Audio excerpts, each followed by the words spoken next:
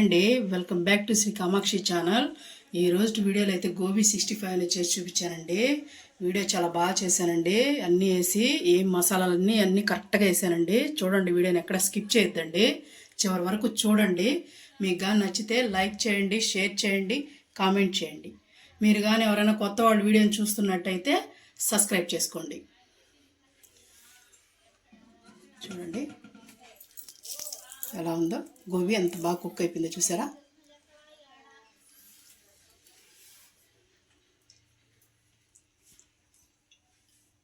చూడండి, ఈరోజు గోబీ 65 అయితే చేస్తున్నానండి. దానికోసం అయితే పువ్వు ఒకటి తీసుకున్నాను. ఇలాంటిది పెద్ద సైజు తీసుకున్నానండి.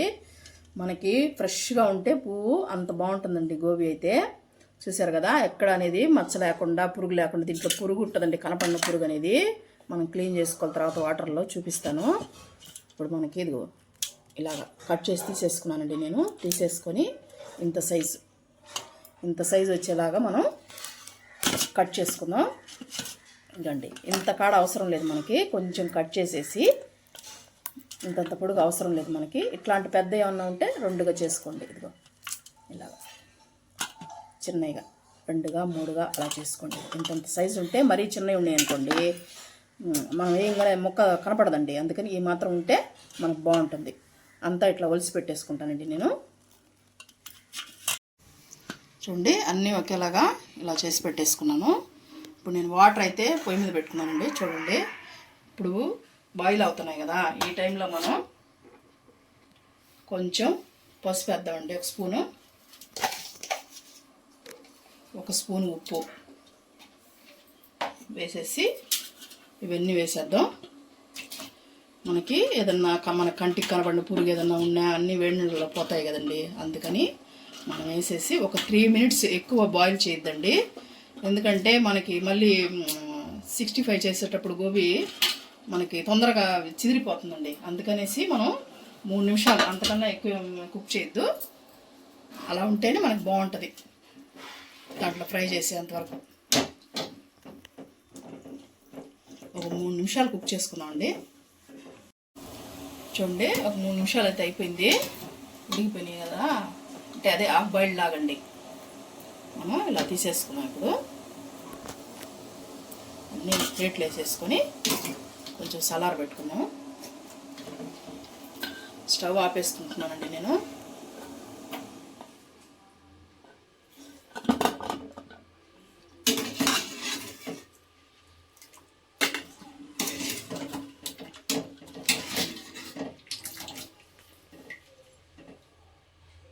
ఇట్లాగా హాఫ్ బాయిల్డ్ అయితే సరిపోతుంది. అన్నీ చల్లారనిద్దాము. చూడండి, గోబీ ఒక పక్క సలాడుతూ ఉంటుంది. ఈ లోపల మనం అయితే దానికి కావాల్సింది రెడీ చేసుకున్నామండి. ఇదిగోండి, 3 స్పూన్లు అయితే నేను మైదా వేసుకున్నాను.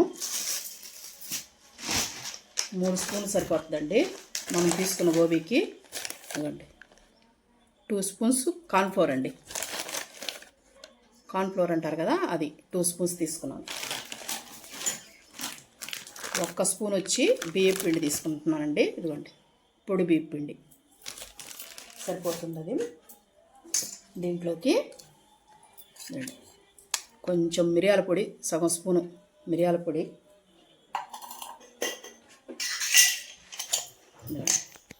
ధనియాల పొడి ఒక సగం స్పూను,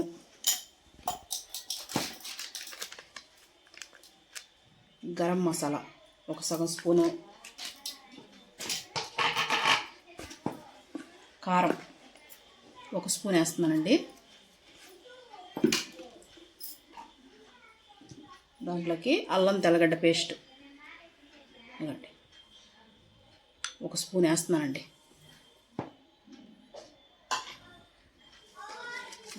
సాల్ట్ మనకి దాంట్లో వేస్తున్నాం కదండి వాటర్లో, గోబీలో చూసుకొని వేసుకోండి. మళ్ళీ ఉప్పు ఎక్కువ అయిపోతుంది, మీకు రుచికి తగినట్టు వేసుకోండి.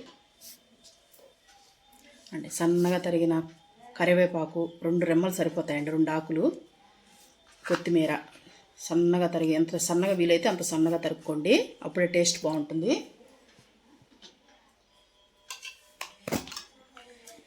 కొంచెం ఒక చిటికెడు సోడా ఉప్పు వేస్తున్నానండి, ఎక్కువ వద్దు, చిటికెడు సరిపోతుంది. ఇదిగోండి చాలు. దీన్ని వేసుకొని మనం కొంచెం ఫుడ్ కలర్ అయితే రెడ్ ఫుడ్ కలర్ వేస్తున్నానండి నేను. ఎందుకంటే మనకి గోబీ 65 అంటే కలర్ ఉంటేనే బాగుంటుంది కదండి, లేకపోతే బాగుండదు. చూసేదానికి మనం హోటల్లో ఉన్నట్టే ఉండాలి కదా, అందుకని రెస్టారెంట్లో తిన్నట్టు ఉండాలంటే మనం అట్లా ఉండాలి. మీకు వద్దనుకుంటే అవాయిడ్ చేసుకోండి. చూడండి కొంచెమే, ఒక చిటికెడు వేసుకున్నాను అంతే.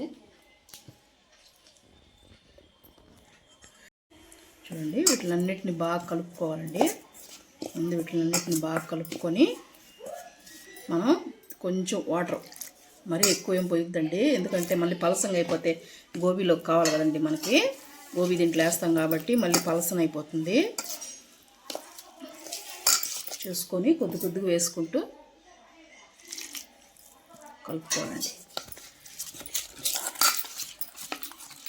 ఉండలు అనేది లేకుండా నీట్గా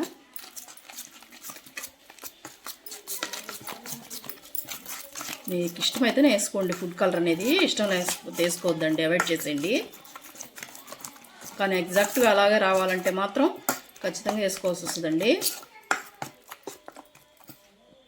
కొంచెం పోసుకుందాం, సరిపోతాయి. మరీ చిక్కగా ఉంటే ముక్కకు పట్టుకోదు కదండి, అందుకని కొద్దిగా జారుగా. ఇప్పుడు మీరు ఉప్పు కూడా చెక్ చేసుకోండి, చూసుకొని అవసరమైతే వేసుకోండి.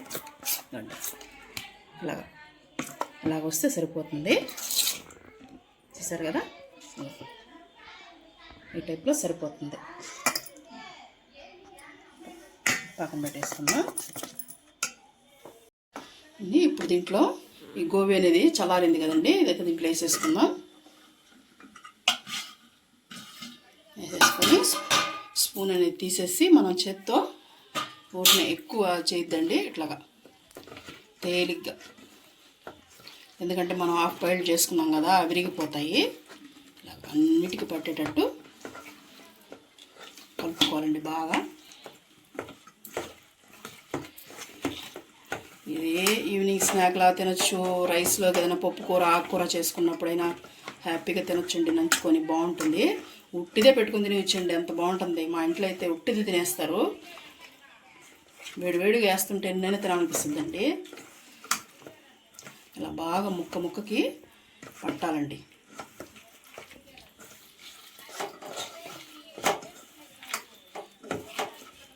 సరే కదండి, ఇప్పుడు మనమే దీన్ని మ్యాగ్నెట్ ఏం చేయని అవసరం లేదండి, మనము ఇలా చేసేసుకొని వేసేసుకోవచ్చు. ముక్క ముక్కకి మొత్తం పట్టాలండి. చూడండి, నేనైతే పొయ్యి మీద ఆయిల్ అయితే పెట్టేసుకున్నాను అండి. ఆయిల్ అయితే హీట్ ఎక్కింది, చూద్దాము ఎలా ఉందనేది, హీట్ ఎక్కిందా లేదనేది. చూసారు కదా, ఆయిల్ అయితే హీట్ ఎక్కింది. ఇప్పుడు వేసేసుకుంటాం దీన్ని, ఒక్కొక్కటిగానే వేసుకోండి.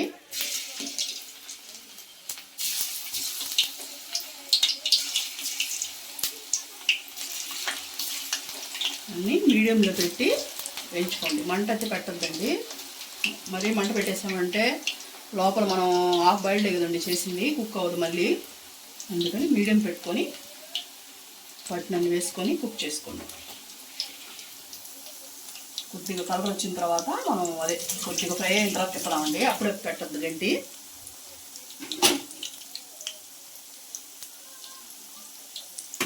చూసారు కదా, అలా ఫ్రై అయిన తర్వాత అది గంటికి అతుక్కునేస్తుంది. అందుకని అప్పుడే కానీ మనం గంటి పెట్టేసామంటే గంటికి అతుక్కునేస్తుందండి మనం వేసిన పేస్ట్. ఇప్పుడు ఇట్లా తిప్పుకుందాము, కొంచెం వేగాక తిప్పుకుంటే బాగుంటుందండి. చూసారు కదా, ఇలా బాగా ఫ్రై అయ్యేంత వరకు మనకు తెలుస్తుంది కదండి. క్రిస్పీగా ఫ్రై అయిన తర్వాత తీసుకుందాము, చూపిస్తాను ఎప్పుడు దాకా అనేది మీకు. ఒక 5 నిమిషాల తర్వాత ఎలా వేగాయో బాగా క్రిస్పీగా వస్తాయండి. సౌండ్ అనేది అప్పుడే మనకి వేగిపోయినట్లు లెక్క. చూడండి, చూసారా అంత బాగా కలర్ అనేది వచ్చాయో.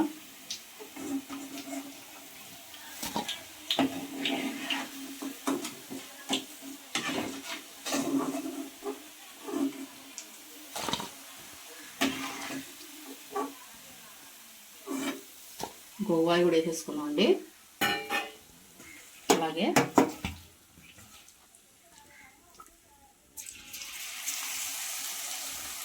సరే కదా, అలాగే ఒకటిగా వేసుకోండి.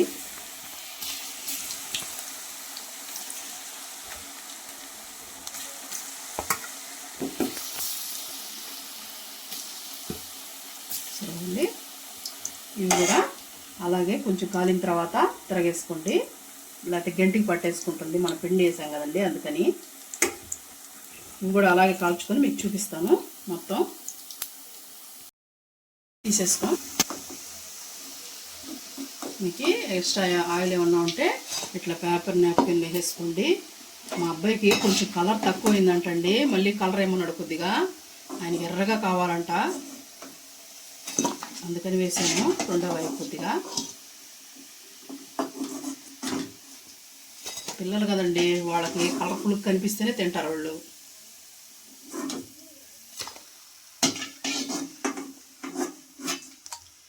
అంటే స్టవ్ అయితే ఆఫ్ చేసుకున్నాను, సర్వ్ చేసుకున్నాం అండి మనం.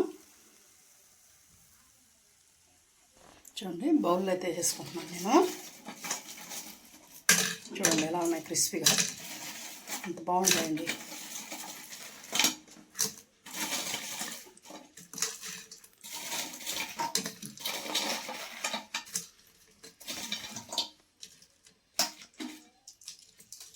చూడండి నేనైతే సర్వ్ చేసుకున్న తర్వాత పచ్చిమిర్చి ఇలా వేయించి పెట్టేసుకున్నానండి. మధ్య మధ్యలో బాగుంటుందండి. కరివేపాకు ఒక 2 రెమ్మలు, పచ్చిమిర్చి ఇలా సర్వ్ చేసుకున్నాను నేను. ఈ వీడియో కానీ మీకు నచ్చినట్టయితే లైక్ చేయండి.